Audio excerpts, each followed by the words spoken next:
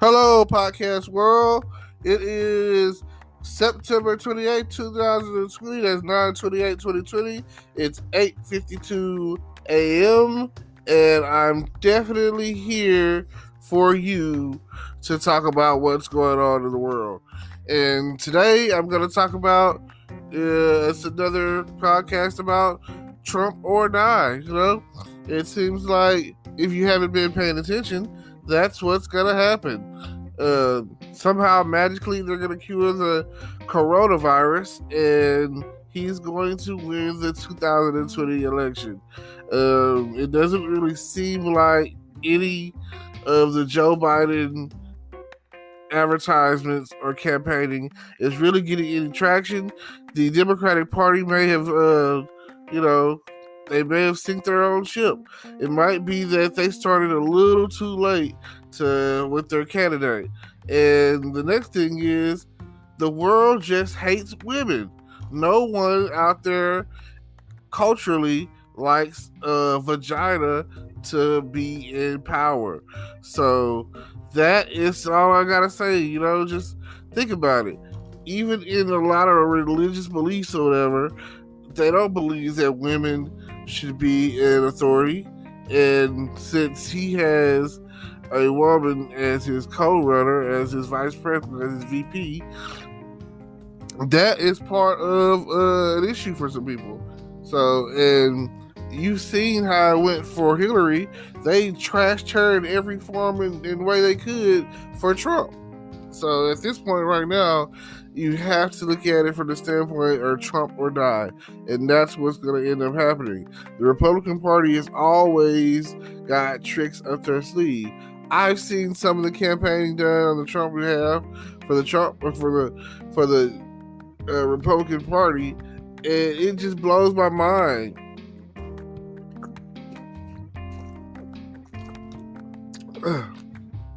It's really just unbelievable. Like, I say to myself, vote young.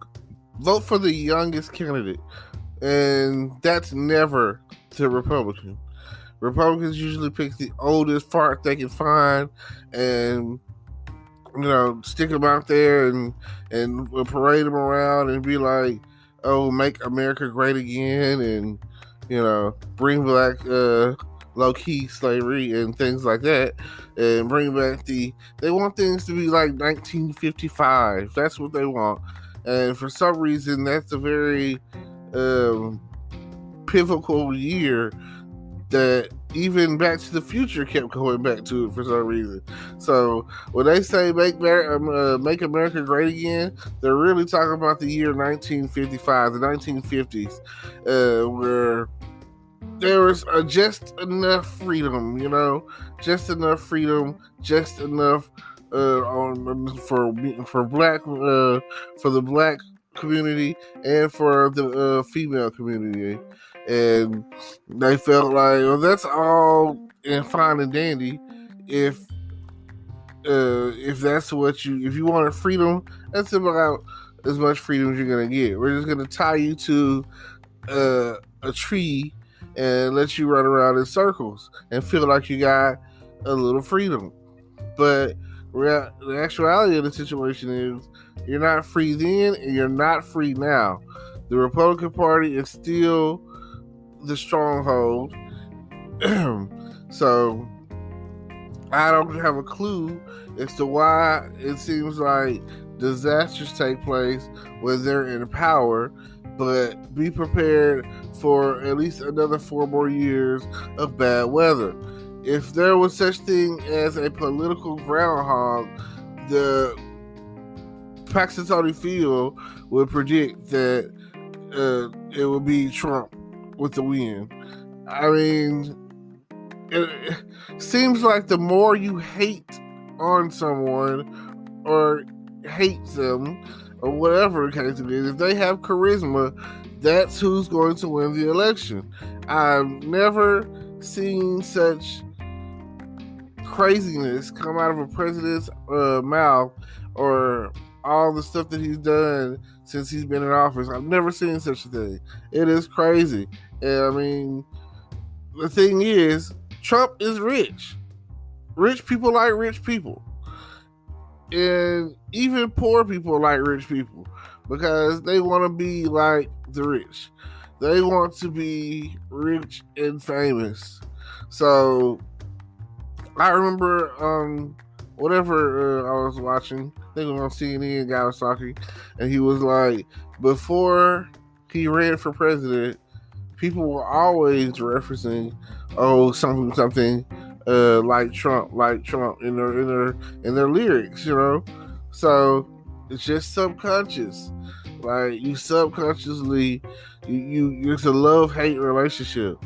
Like you hate him because he's not the right guy for the job, but you just don't have a choice at the end of the day. Like what else you gonna do? I mean, Democrats don't really vote. So what are we going to do?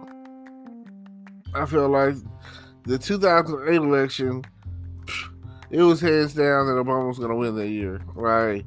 If he would have lost, and I'll probably say this in either election, but especially in the 2008, when him first coming into office, if he would have lost, oh man, it would have probably sparked World War III.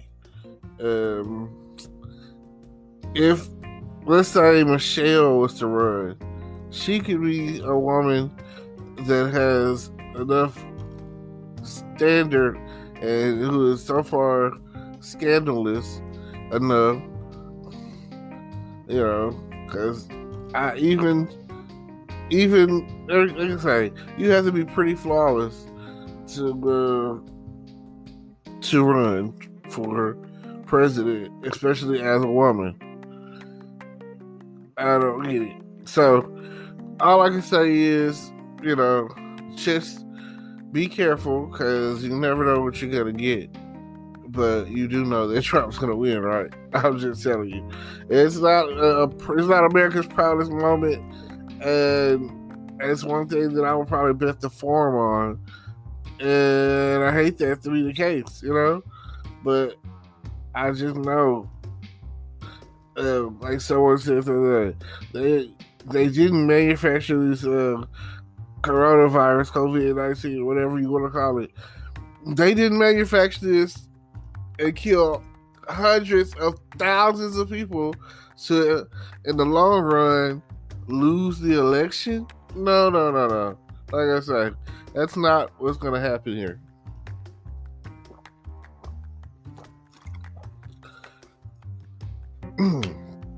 Like, people have died for this. So, it's gotten kind of out of hand, probably. But magically, here it is. The election is in like arm's length. And now it's like, oh, you don't really have to wear a mask anymore. Things are getting better. We're this close to having a cure. Trump himself said by a special date in November, wink, wink, there will be a cure. So now it's kind of like they're on a holdout on this whole new stimulus package. So what are we going to do? It's going to affect the way that people vote. I say it all the time. I am a straight ticket Democratic voter. I vote straight Democrat. I don't really care who's on the ballot. I'm not reading that thing. I'm going to the thing and clicking boop, straight Democrat. And it's going to light up on the left, right side, whatever, you know, and it's going to mark straight Democrat. And I'm going to be pretty much done. 2 seconds, you know? And the first thing I do know about that voting straight Democratic is it's gonna be a vote against Trump. It's gonna be a vote against all the other Republicans out there. And my little vote probably won't count for anything, but at least I voted. At least I'm going to vote. So I've never not voted especially in a presidential campaign, or election. Now, at this time, I'd like to say thank you for tuning in.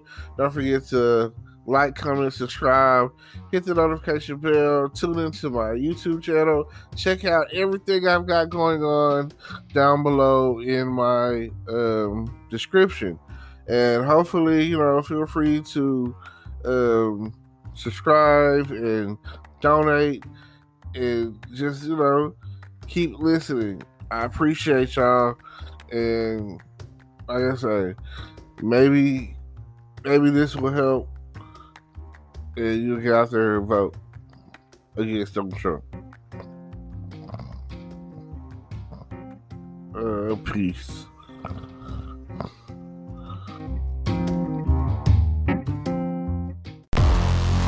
Hello, YouTube world. Welcome to my channel. Don't forget to like, comment, subscribe, and hit the notification bell so you can be notified when I drop hot content like this. And stay tuned for the next video.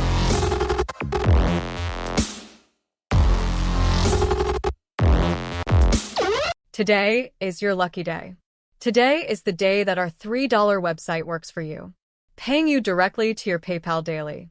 Imagine $3 ongoing continuous payments to your PayPal account. Imagine falling asleep and waking up to $300 in your PayPal account. How would this make you feel? How could this help you? What bills could you pay? What kind of fun could you have? What does that retirement look like now? All for a one-time payment of $3. This website is DFY done for you, fully built and completely hosted, and never stops collecting payments for you. You have spent $3 on coffee on a regular, but that coffee won't help you create multiple streams of income. Click the link below.